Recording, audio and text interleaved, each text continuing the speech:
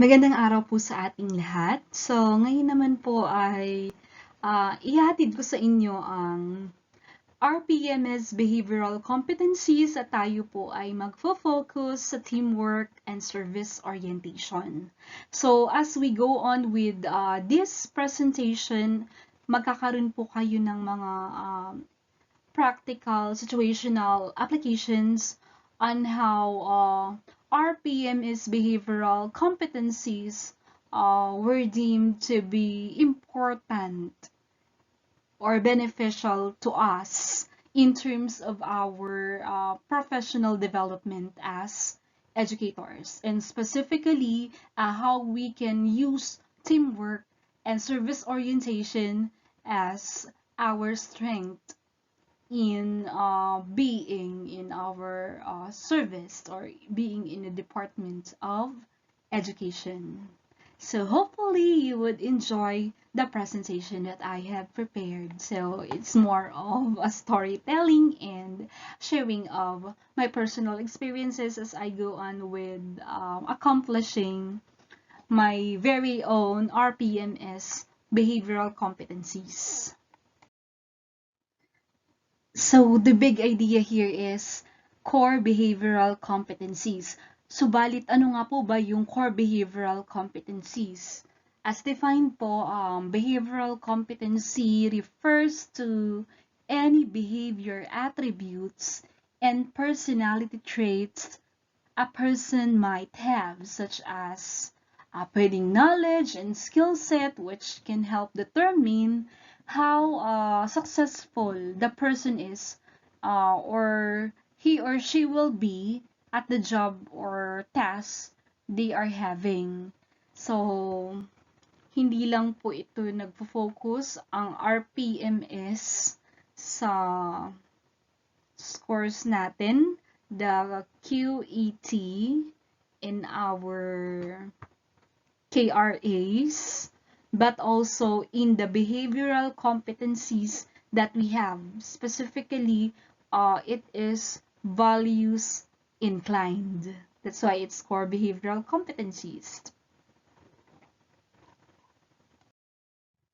Okay po, so kung maaalala po natin sa ating part 2 ng ating RPMS, we have the core behavioral competencies po. And ito po yun, self-management, professionalism and ethics, results focus, teamwork, service orientation, and innovation. So dito po, every behavioral competency has 5 indicators. So, specifically po, bilang pagbabalik tanaw, ito pong bawat behavioral competency na may tiglilimang indicators ay kailangan nating i-rate according to the developmental plan that we have. So, katulad po nito, if you think your weakness is self-management, so pwede mo po siyang ratean ng 2 or 1. So, ito po yung rating scale. For example, kung dinedemonstrate mo po siya, 5, you will serve as a role model. Okay, role model ang tingin mo sa sarili mo, and also others would say you're a role model on that particular behavioral competency, then you can rate yourself 5. If you think you are consistently demonstrating those competencies, you can rate yourself 4. Then 3, most of the time demonstrates, and 2, sometimes demonstrates, and 1, rarely demonstrate. So, dito na nga po papasok yung developmental plan or development plan na nababanggit ko kanina pa, wherein kung ano sa tingin nyo yung you sometimes demonstrate or rarely demonstrate, yun po yung i-include mo na competency sa iyong development plan wherein you should work for it para mas ma-improve mo. So, kapag nakalista na siya, for example, your innovation competency, you need to upgrade yourself on the latest use or manipulation of gadgets, technologies that will aid in teaching. So, ilagay mo po siya and then you will find ways on how you could improve or increase your scores para sa susunod na rating ay you show uh, improvement in terms of hindi na siya mag-remain na rarely demonstrate or sometimes demonstrate. So you will be going into a higher rating the following rating period.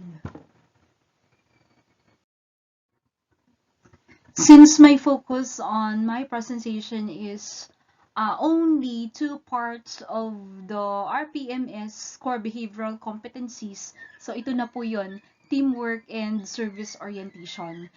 Ito po yung makikita natin sa ating part 2 under teamwork. So, you better ask yourself if you possess the following. So, una po, under teamwork, willingly does his or her share of responsibility, promotes collaboration and removes barriers to teamwork and goal accomplishment across the organization. The third po is applies negotiation principles in arriving at a win-win agreement. The next drives consensus and team ownership of decisions, works constructively and collaboratively with others and across organizations to accomplish organizational goals and objectives. So, para din po itong in a form of introspection or your self reflection kung ikaw ba ay mabuti or maayos in developing teamwork between and among your co-teachers and superiors. Okay po, so we will now be heading to service orientation. So in terms of service orientation, it is used, or you ask yourself, have you or can you explain and articulate organizational directions, issues, and problems? Do you take personal responsibility for dealing and or correcting customer service issues and concerns? Do you initiate activities that promote advocacy for men and women empowerment? Do you participate in updating office vision, mission, mandates, and strategies based on DepEd strategies and direction? And then last, develops and adopts service improvement program through simplified procedures that will further enhance service delivery. So yan po mismo yung nakalagay sa checklist or sa indicators ng ating RPMS behavioral competencies under teamwork and service orientation. So pwede nyo nga po siyang i-rate. 5 is the highest and 1 is the lowest. Tapos kung ano po yung 1 ninyo, yun yung weakness. And kung ano man po yung highest score nyo for each indicator, yun po yung strength ninyo. Okay po, so this page naman po, part 2 of the competencies, specifically the core behavioral competencies, kailangan din po kasi itong i-accomplish ng RATI dahil it will serve as the basis for the development plan. So, halimbawa po, not just personal development plan but also by school development plan in general, wherein halimbawa po yung in charge sa human resource and development section or group ng inyong school, they will collate or they will total alin sa self-management, alin sa professionalism and ethics, alin sa result focus, alin sa teamwork, alin sa service orientation, alin sa innovation ang may pinakamaraming mababang score. Katulad po nung sometimes demonstrate and rarely demonstrate. So, pwede po nila itong i-collate and will serve as topics or trainings for LAC sessions. Also, kapag may inset, so pwede po itong maging basis of development plan. Kaya po, ano bang tawag natin? Mid-year. So, di ba po dalawa? We have the mid-year and the year-end review ng ating IPCRF, which should be religiously followed. Kasi po, on our first review, kailangan pong matukoy ng ratee at ng rater ang targets at ibabangga niya po ito at the end of the year-end sa kanyang mga na-accomplish. So, that's the purpose bakit po may mid-year at may year-end para pong diagnosis ang mid-year ng mga bagay na kailangan pang i-improve. So, as we progress with the next cycle ng review, mas mataas na yung possible maging scores because you had made already some adjustments. So, ganun po yung ginagawa namin sa office, sa division office. We have the performance review at the middle of the year. It's every July. And we also have the year-end every December. So, yung mga hindi po namin ma-achieve by na-predict na po namin by June or July na there are some targets that couldn't be achieved due to pandemic, so we already made some necessary adjustments as suggested by the SDS or the head of our offices, and then para hindi na siya magkaroon ng problems sa mga susunod na review. So, parang ang tawag doon yung flow ng scoring sa timeliness, sa quality and efficiency po ay clearly defined na agad doon pa lang sa mid-year review at alam yung tina-target mo talaga, alam yung tinutungo ng iyong RPMS. So, kaya po usually, if we have the mid-year review, nabibigyan ng suggestions for improvement and some remedies kung sa tingin nga po na hindi attainable ang mga targets na naiset. Okay, going back po sa competencies, ito rin po yung mga part ng RPMS na kalimitang nalilimutan sagutan because we are very focused on our COT rating as well as portfolio rating and so on. So, sana po hindi makalimutan yung behavioral competencies. And mostly, as we review, kasi every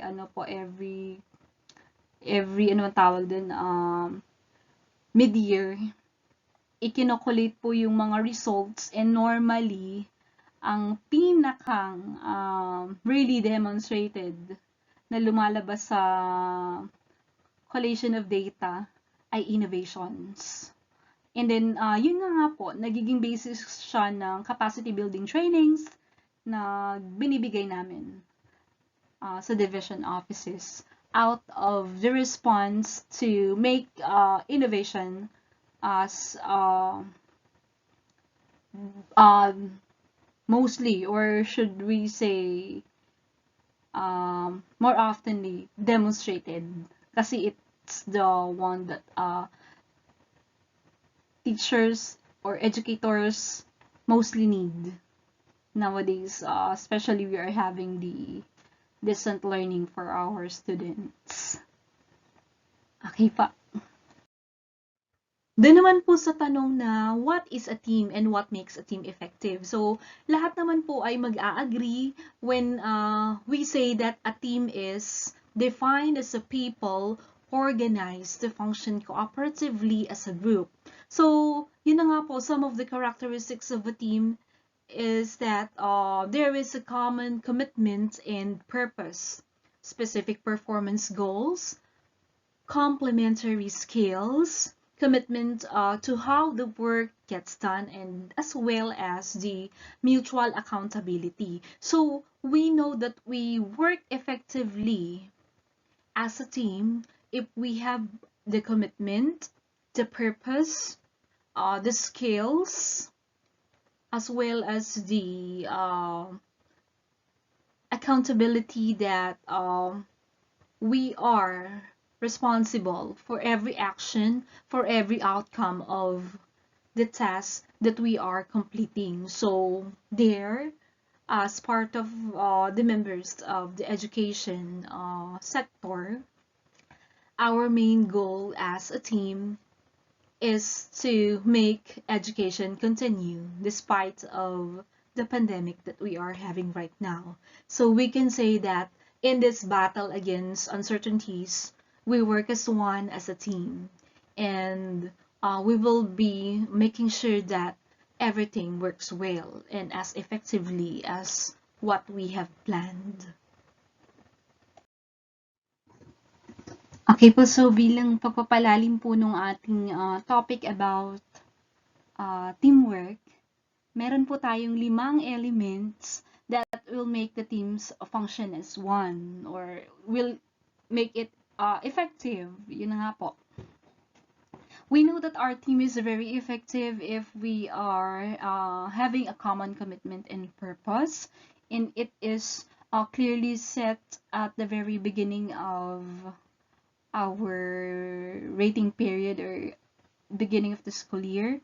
We have a specific performance goals, complementary skills, commitment to how the work gets done, and mutual accountability.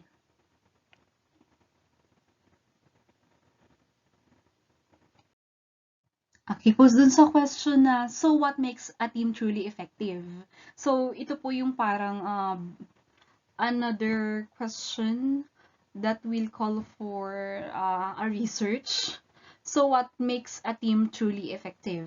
So according to Katzenbach and Smiths, ibabalik ko po ulit sa inyo yung author na si Katzenbach and Smiths. So they have their discipline of teams. So tinawag nila na discipline of teams yung konsepto nila. And there are several practices that these authors have observed in successful teams. Ilan lamang po dun sa mga observation that I have derived from their studies ay yun nga pong establishing urgency, demanding performance standards, and direction. So, dapat lagi tayong may sense of urgency and we always review our performance standards and direction, what we are really gearing for. Kasi po, teams work best when they have a compelling reason for being. And it is thus more likely that the teams will be successful and live up to performance expectations. So every member must know their designated tasks, what are those activities or things expected of them. So we've all seen the teams that are brought together to address an important initiative for the organization, but without a clear direction and a truly compelling reason to exist. So, kapag nangyari po yun, we have seen an organization na walang compelling reason why they are there in the organization. The team will lose momentum or they will not do the things they should be expected of doing. Kaya po, according to Katzenbach and Smiths, there must always be a sense of urgency, review of performance standards, and the team must know their directions. Another po to assure that we have a successful and effective teamwork is to select members for their skill and skill potential, not for their personality. So we should always designate or group our members in the team depending on their skill and skill potential, hindi lang po dun sa how they look, how they behave, but we should always dig deeper on the things that they can do, their strengths and weaknesses. So yes, this is not always as easy as it sounds for several reasons. So ano po ba yung mga reason? First, most people would prefer to have those with good personalities and positive attitudes on their team in order to promote a pleasant environment. So yes, this is fine, but make sure that those individuals have the skills set needed or the potentials to acquire or learn. So, hindi lang po laging personality and attitude ang nagdadala, but also, dapat daw, you must know how to delegate depending on the skill and the potential of the members. And the second here is that you don't always know what skills you need on a project until you really dig in and see what's going on. So you must always be hands-on. Spend some time upfront thinking about the purpose of the project and the anticipated deliverables it will be producing. And think through the specific types of skills that you need on the team. So kaya nga po na-develop yung concept ng talent management, and you have the yun na nga po, going back to sa IPCRF natin, those rating of core behavioral competencies for us to know the strengths and weaknesses of every individual. So, pwede po natin i-assign ang bawat members kung saan mag-drive yung skills and potentials nila. Okay, so another way on ensuring effective teamwork, according to Katzenbach and Smith, is through exploitation of the power of positive feedback, recognition, and reward. So, di po ba ito yung pinakang common na indication wherein mahuhone natin yung spirit of teamwork and collaboration. Positive reinforcement is a motivator that will help the members of the team to feel more comfortable contributing. It will also reinforce the behaviors and expectations that you're driving within the team. Although there are many extrinsic rewards that can serve as motivators, a successful team begins to feel that its own success and performance is the most rewarding. So if you are always praising members, you always look on the positive side, you recognize even the smallest efforts each members perform, so they will be feeling special.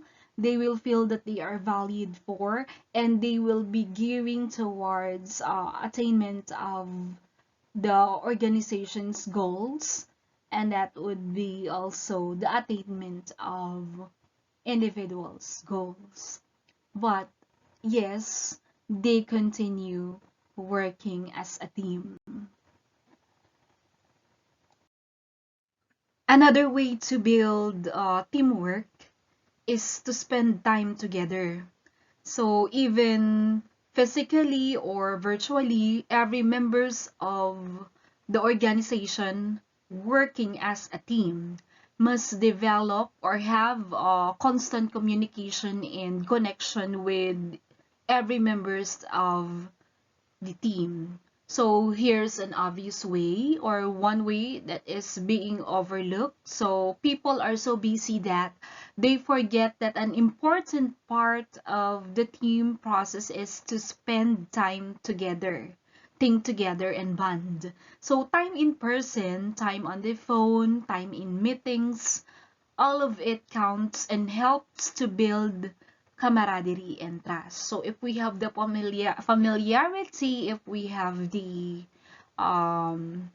bonding time with members of the organization, then we can count on each other and know that we are working as a team. So yes, spending time together makes the connection stronger.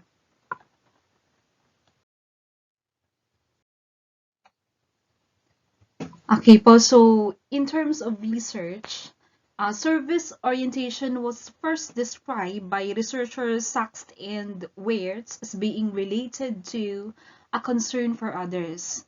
It became a set of attitudes and behaviors that offers the quality of the interaction between the organization's staff and its customers. So probably we can measure service orientation through feedback. So we can have the feedback form, or we could have the drop box wherein customers can give their comments and suggestions for the improvements of services that we provide in our institution. So, kunwari, we have visitors and we provided technical assistance to them. Pwede natin silang bigyan ng link through Google Link if they have their gadgets and data. Pwede naman pong by paper wherein they can evaluate the services. Kasi po, I will just relate this through QMS, one DepEd, one quality management system, wherein time would come that the Department of Education will be having a unified way of measuring the quality assurance for every organization and institution. So we all know that regional, central, and division offices are subjecting their organization to different accrediting bodies. And ito nga pong service orientation through feedback mechanism is one of the indicators to identify or to classify whether an organization is performing well.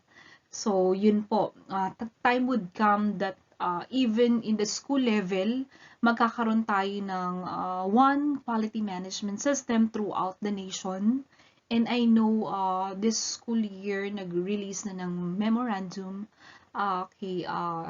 indicating that there is a gradual movement or a gradual step on how quality management system all throughout the schools, division offices, regional offices, and even central offices are gearing towards one DepEd, one quality management system.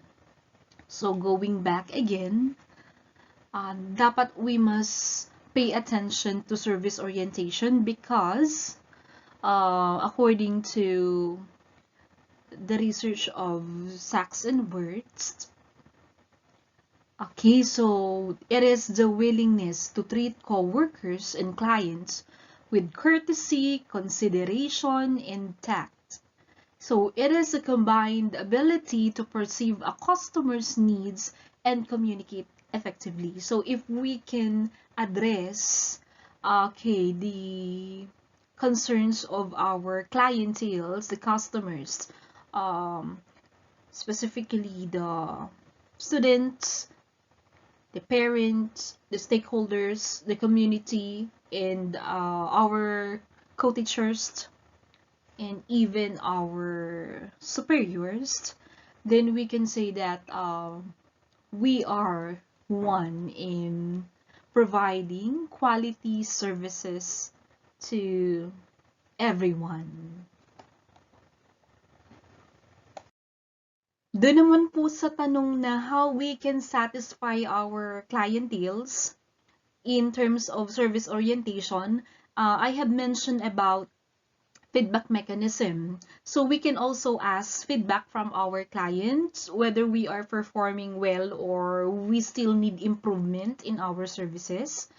And another advice is that we must understand that proper training of our employees is the first step of satisfying our clienteles, because the employees are the ones responsible for the brand and the interaction that they made with the customers or the clients. So they affect the organization as a whole.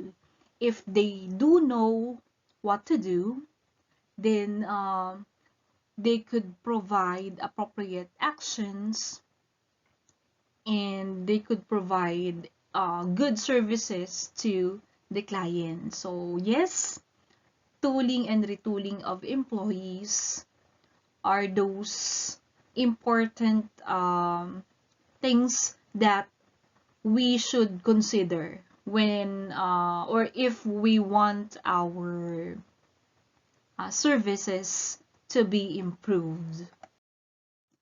And also part of understanding our customers or clientele, such as our students, our parents, our stakeholders in the community, we must listen to them. So listen to what they have to say, whether it is positive or negative. So that is the most important thing. The customers or the clients' feedbacks have a wealth of informations to offer. So which will help us improve our customer experience or the service orientation. So it may also seem like being criticized. So it sounds terrible for an organization, but in fact, let us just put those criticisms positively, wherein we should always view those as opportunity for improvement. And on the latter time, that will serve as the basis on the next move that we will do to further enhance our delivery of outputs and services to all our clienteles. I also believe that happy employees make happy customers. So nothing works in isolation, and you have to make sure that there is satisfaction within your ranks, so the entire organization will have the energy to deliver quality services. So when your employees are able to deliver good services, your clienteles will feel their needs are being met. So, kung masaya ang mga empleyado, of course, they can deliver good services, and that will make the clienteles, the teachers, the students, the stakeholders, and the entire community happy and satisfied as well. So, yun na po yung pinakang center ng service orientation.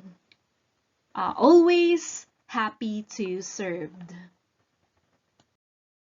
And last po, to end up, yes, we will go back with the IPCRF thing, the concept of reaching agreement. So, once the form is completed, so kung ready na tayong isubmit yung ating IPCRF, the RPMS scoring, so we all know that KRAs, or the key result areas, plus objectives, plus performance indicators, plus competency. So ito po yung basic components of our IPCR. We must have our KRAs. We must identify our objectives, the performance indicators in this topic, the competencies, specifically the core behavioral competencies, because as I have said earlier, it is not just enough that you have your KRA, your objectives, and your performance indicators. So do not forget about improving your behavioral competencies as well. So ito po yung magiging sequence. The rater schedules a meeting with ratee, and they agree on the listed KRAs, objectives, performance indicators, and assigned weight per KRA. So, normally po, for teachers, parang, if I'm not mistaken, standardized na po yung mga assigned weight per KRA. Kasi po, if you would ask in the division office, wala po kaming prescribed template kung ano po yung percentage ng KRAs namin. So, depende po siya sa hinihingi ng pagkakataon. For example, we will focus on a certain KRA. So, yun po yung may malaki naming percentage. Unlike in the teaching field, di po ba parang predetermined na yung mga percentage per KRA. But on us, pwede namin siyang i-adjust kung anong KRA kami mas magpo-focus, so yun yung tataasan namin ng percentage. And kung alin yung hindi masyadong kailangan ng focus for that school year, or for that academic year, ay yun naman po yung mababa namin na percentage or the weight per KRA. So, yun po yung difference. And then for number 3, decide what competencies to focus on. So syempre, as we are as we have discussed a while ago, syempre, yung mga competencies na dapat nating i-focus on are yung mga weaknesses natin. Kung saan tayo nagkaroon ng mababang competency, specifically, yung core behavioral competency na topic natin, doon tayo dig deeper, doon tayo gagawa ng development plan. And then, at the end of the cycle, titingnan natin if there are some improvements done. So, I guess we're done with the presentation, and I hope you have learned a bit.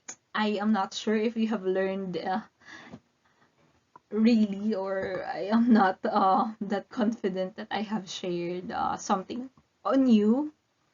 But thank you for the opportunity that I had given some data or insights in terms of core behavioral competencies, particularly of the teamwork and service orientation. So that would be all. Thank you so much, and mabuhay po tayong lahat.